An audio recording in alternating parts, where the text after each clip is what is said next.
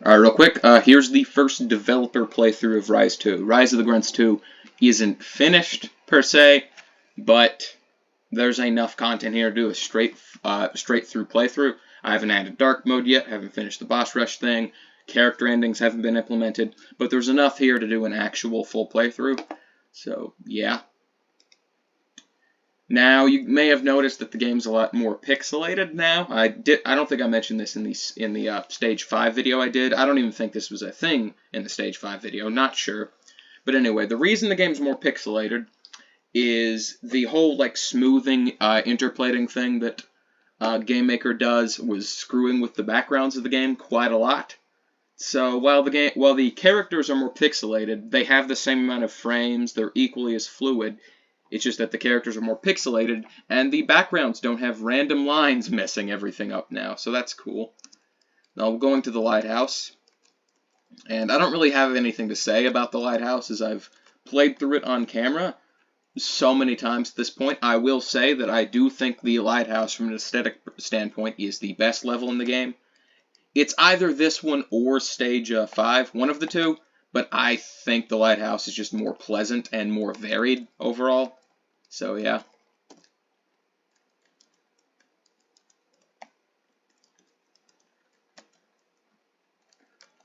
So I haven't mentioned food yet, but food exists in the game now. I know giving 2 food out the gate's kind of a bit generous, but this is the first level. So, yeah. Now move on to Large Bernard. Large Bernard certainly exists. The Zavuki will infinitely spawn. I've probably said all of this, barring the food and pixel stuff. I've said all of this in previous videos.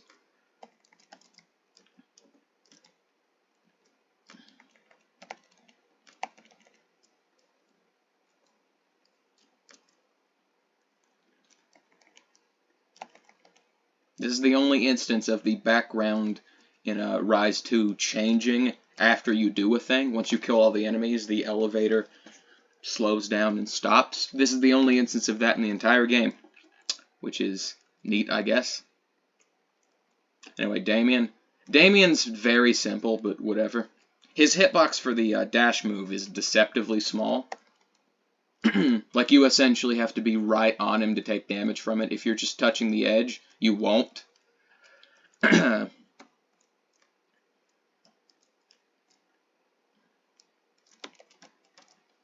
Now that torch thing in the center there, I'm going to have to edit a bit, as the whole boss screen code kind of messes with it. But whatever.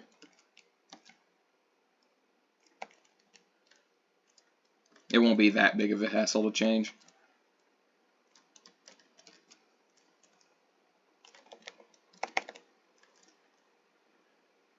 Oh no, it actually worked that time.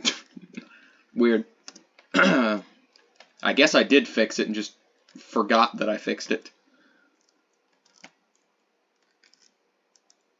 Now, the Whispers here, these are all 3 the exact same enemy type. The way these guys work, again, all of this has been said in previous devlogs. The way the Whispers work is that each one of those different forms has a 1 in 3 chance of showing up. So you'll get 1 of the 3 every time there's a Whisper. I did this because at the time I added it, I thought the Whispers would be the most common enemy in the game.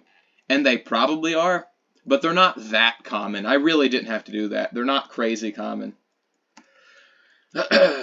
Also, no Zavukis from this point forward, barring one exception, which we'll get to. Now, the Zombigale here, Stage 2, I'll talk about Stage 2 for a second. Stage 2 is probably the worst level in the game from an aesthetic standpoint, but it introduces my 2 favorite non-boss enemies, so whatever. Anyway, here's the mini-boss Aguna, which is pathetic in every way.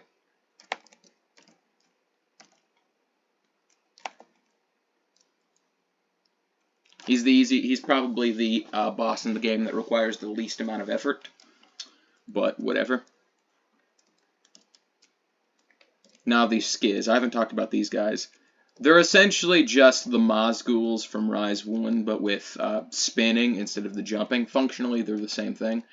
And I like these guys a lot more than the Mazghouls. I think they're a lot more fun, but whatever. The Zombigales are essentially just normal enemies, but they're but they do more damage and are slower, have more health, etc. You know, essentially what they were in Rise 1. Now we move on to the boss of the level, Envoy. Now, Envoy is interesting. I don't think he's a terrible boss or anything, but honestly, this is a weird sentence. I think Sumer's a better second boss than Envoy is, which is weird. Envoy mechanically is definitely more solid, but like, Sumer's interesting. Envoy is pretty basic, so is Damien, actually. Rise 2 in general has pretty basic bosses, which is intentional. The gimmicky bosses from Rise 1 were so hit and miss that having a more balanced roster would be preferable to having all of the gimmicky bosses Rise 1 had. So yeah, now we move on to the Cavern of the Damned, which the Cavern of the Damned is an okay level. I don't love it or anything. The Corpse are very boring enemies. They're essentially just variants of the Whisper, except they have different health, and damage, and knockback levels. Now this is the Crayman. He has 2 different basics. He's the only enemy that has 2 different basics. And he has the highest knockback resistance of any enemy, to my knowledge. He doesn't have the most health, though. And once you get him down low enough, he'll start doing this regeneration pose thing. Hitting him is kind of tricky here, because, you know, it's hard to judge where, where his origin is. But whatever. It has to be similar to the regular Crayman, which means it has to be in, generally the same spot. But his feet kind of creep down because of the kneeling pose. I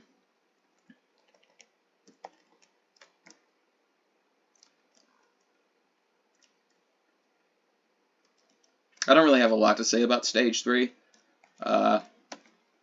It's just kind of there. I'd call this the filler level of the game. That's essentially what it is. But it's not terrible or anything. Now, here we have the Mimic boss. It's depending on which character you play as, you'll get a different thing here. I'm playing as Wolfius, so I get Yig. Their stats are comparable to the character you picked, so Yig has the second least amount of health out of all of the Mimic bosses, and Monty's Mimic has the most out of any of the Mimic bosses. The speed stats are also comparable.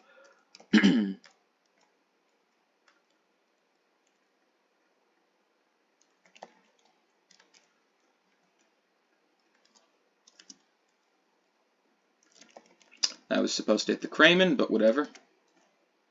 Crayman's probably my least favorite enemy in this game, just because of how annoying he is. But whatever, he's not too difficult to deal with. It's just time-consuming.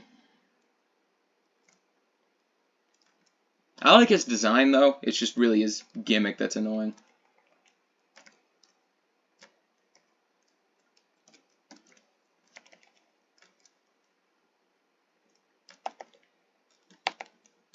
I might have to nerf the food in Rise 2, as I've been on mostly full health for a lot of this playthrough just because of how common food is.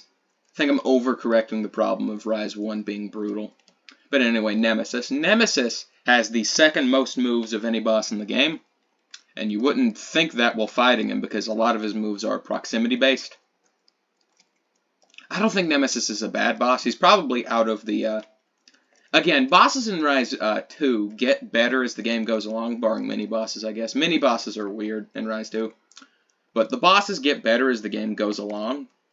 Nemesis is kind of there, but whatever. He's just kind of there, yeah. That's the best way to describe him. Essentially, the bosses get better, but at a rate, like as the game progresses, they get better at a rate that they're just kind of mid for the position they are in the game.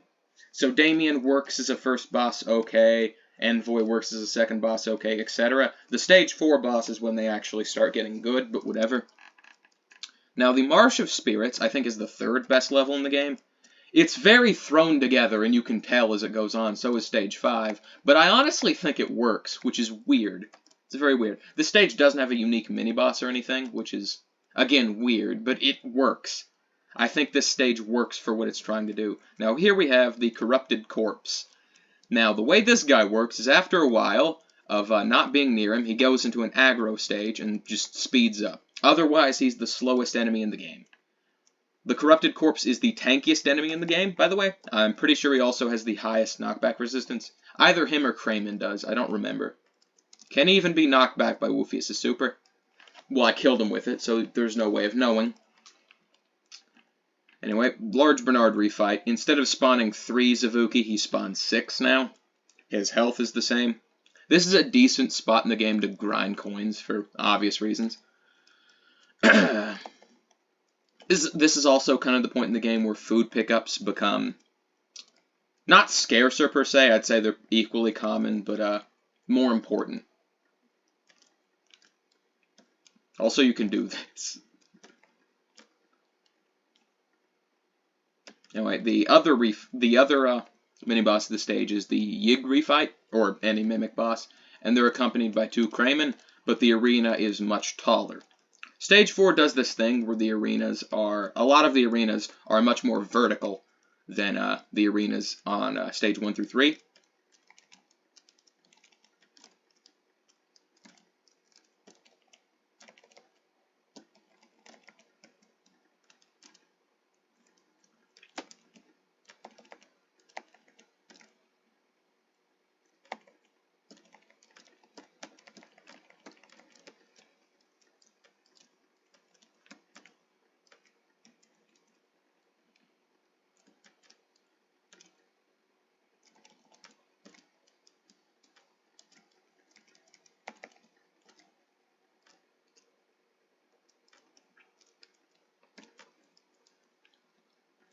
Every time you see a corrupted corpse, just focus on killing it. But whatever, the Scale Marauder. I don't think I explained him. I know I've killed one already, but I don't think I've explained him. The Scale Marauder's essentially just a stronger berry, but he occasionally throws projectiles. That's how he works, whatever. Essentially, the idea behind Rise 2 is every level, except for the first one, has just another variation of the standard Zavuki Whisper template. And then the second new enemy of the level, has a gimmick. In the case of Stage 2, the second new enemy, because Whisper is just straight up a Zavuki variant, they have the same health and amount of frames in their attack. The second enemy being, Skiz, the spinny dude, and the primary being the Zombigale. In Stage 3, the gimmick enemy is Kramen, the primary enemy is the Corpse. In Stage 4, the primary enemy is Scale Marauder, and the gimmick enemy is the Corrupted Corpse. They're both kind of gimmicky because, Scale Marauder is the only enemy with a projectile, or regular enemy with a projectile. Bosses have them too.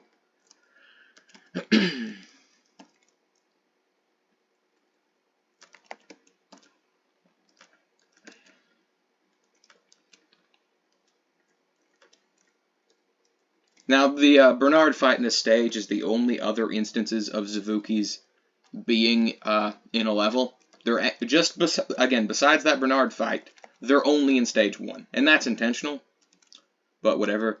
The only reason they're in this level is because I wanted every normal enemy to be in Stage 4, as, barring enemies that Vodokar summons, there are no regular enemies in Stage 5. So all of them have to. So I decided to put all of them in this level just because.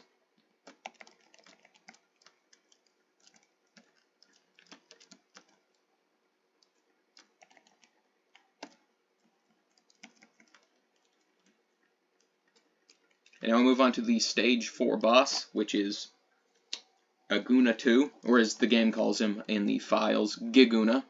Now, this guy has no basics. Instead, all of his moves are on timers. And I think this might be the best regular boss in the series, barring final bosses, which there's only one final boss better than him, so whatever. Not going to explain his moveset, really. No, frick it, I will. He throws the hammer, comes back, he's stunned while he does that. He has a spin move, which, seeks out the player, the AoE slam, and then summoning the Bone Serpent. Giguna is the first boss incapable of being knocked back. Regular Aguna's knockback is weird, I'll say that. But Giguna himself is the first stage boss that you can't knock back with anything.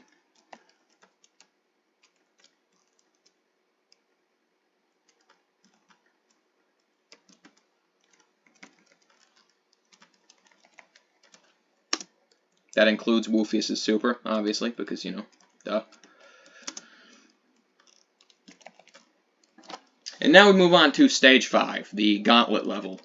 Now, there's probably going to be some cuts in here of me, you know, dying. There was a cut in Stage 2 earlier in the video. That's not because I died, but because I accidentally hit the full screen button, and that stops Windows game bar for some reason, but whatever. There's probably going to be a cut in the recording after I inevitably died of Vodocar.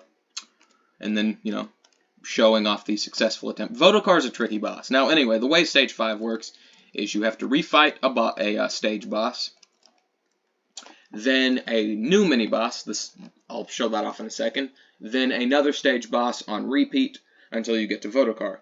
The only bosses that aren't here are the Stage 1 mini-boss, the Stage 3 mini-boss, and the Stage 4 boss. No bosses from Stage 4 show up here because you just fought them in the previous level. It's the same philosophy as to why Forest does not show up in the boss gauntlet in Rise 1. Sentinel shows up in that gauntlet in Rise 1, but the context of that fight is different. So, whatever. Now, Sons of Vodocar, Zevenek and Borvakad. That's my favorite boss name in the entire game, Zevenek and Borvakad. But whatever. The top one's Borvakad, the small one's Zevenek, but whatever. Now he has 3 moves. He has that projectile move, he has the hammer move thing, and then the spike raise move. It's a very simple fight, but I think it might be the best mini-boss in the game. It's a well-rounded moveset. He also has a basic, but he rarely uses it because he's set in wander mode perpetually. So, unless you're standing directly in front of him like an idiot, you will not see the basic move ever. The same thing goes for quite a few bosses. Also, his basic timer is not low. First food of the stage, then the Envoy rematch. Agony does not accompany him here. Agony being the horse he was with. But whatever.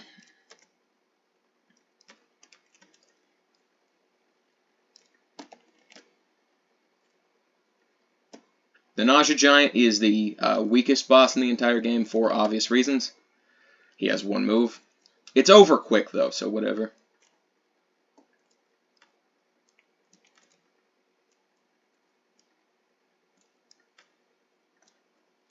And there's other mini-bosses in the stage, so again, whatever. The Nemesis rematch. Now, all of these guys actually have less health than their counterparts in stage 1 through 3. So that's neat, I guess. Usurper also had less health, and Usurper, Sentinel, and Minion also had less health in Stage 5 of Rise 1, but the other bosses in Rise 1 had the same health as their regular counterparts. Now here's Eskar. He's joined by 2 Agunas, and this might be the hardest mini-boss in the game. It's also not a very good mini-boss, but whatever. Once you get far enough away from Eskar, he does that jump move, and yeah. He also can't be knocked back or staggered even, so that's cool. And he has the fastest basic in the game, and it does a decent amount of damage. So yeah, I'm not a huge fan of this fight personally, but whatever, it exists.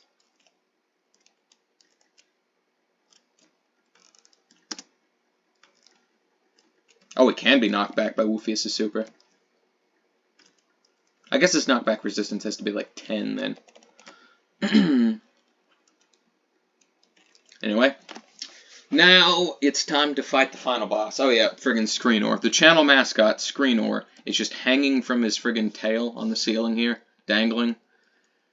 Yeah, if you guys couldn't tell, based on the whole Sons of Vodocar thing out there, having the Sons of Vodocar thing in the previous room, this guy having the same coat and general body type, you can make the lore connections there. Anyway, time for Vodocar himself, which is the hardest boss in the game, and it should be. It's the last one. Now, I did nerf Vodocar a bit prior to this video. He also has proper hitboxes now, which, that's cool.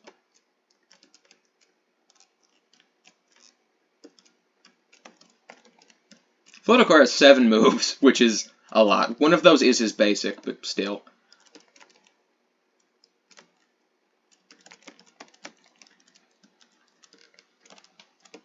That spin is the deadliest move it has. It can hit 5 times. So, yeah. Not that, the other spin. That spin. Do not get anywhere near him when he does that. It can hit, like I said, 5 times. I'm gonna die. Ooh. And I did. Alright, another attempt.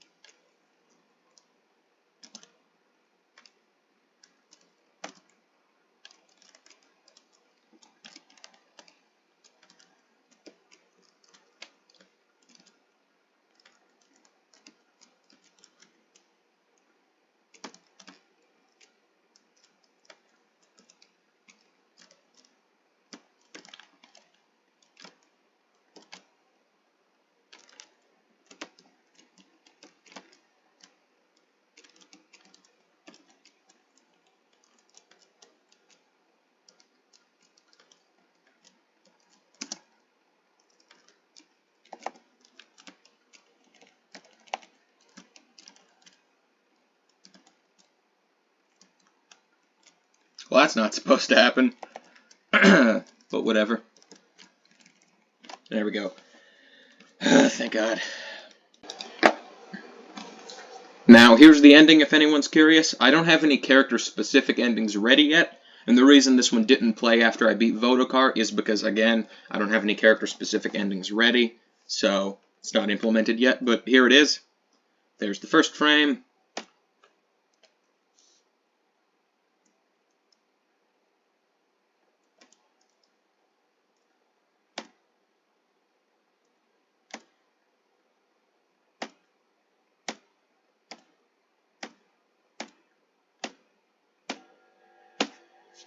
And that's what we have so far. Again, it's unfinished, but whatever. In terms of what's left in Rise 2, there's a bunch of balance stuff I have to do. The Vodokar fight is far too hard.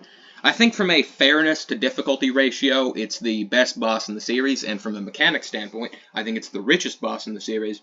But for Rise 2 standards, that fight is far too difficult to be a boss part of the base campaign. As a red boss, sure, but as the final boss of the base campaign, no. This game's far more generous and overall easier than Rise 1, so having a fight like that at the end is not great. I'm definitely going to have to slow Vodokar down in a lot of ways just so characters like Monty have a fair shot, and not necessarily slow him down for Wolfius. Wolfius can outmaneuver him practically, but damage-wise, I'm not nerfing Vodokar. That's still going to be an issue for Wolfius and Gilman, but whatever. I also have to add backgrounds on the stage select screen for each of the stages. I need to finish the boss rush mode, which is currently labeled Bleak Woods, as that's the default text. There's a bunch of stuff left to do in Rise 2. Obviously, character-specific endings, potentially a black book. We'll see. A bunch of stuff I have left to do, but it's fairly complete as of now. So, woo.